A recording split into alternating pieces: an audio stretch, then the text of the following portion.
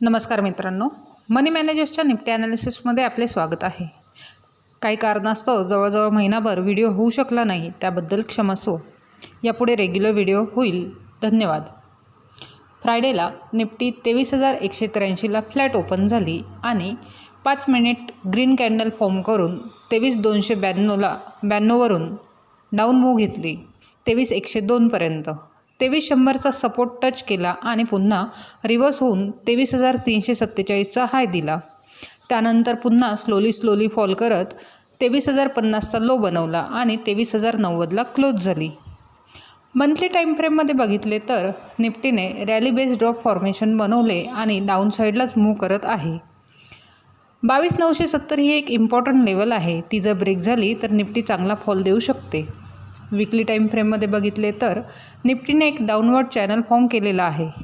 24,000 resistance असून 23,430 हे एक महत्त्वाची लेवल्स आहे। तसेच 22,750 हा स्ट्रॉंग सपोर्ट आहे। मागील 2 आठवड्यापासून निफ्टी एका रेंजमध्येच मूव्ह करत आहे, ती रेंज ब्रेक झाल्याशिवाय चांगला ट्रेड होऊ शकत नाही। एकंदरीत साधारण 10 दिवसापासून म्हणजेच 13 जानेवारी ते 24 जानेवारी निफ्टी 23,430 ते 22,970 या रेंजमध्येच मूव्ह करत आहे।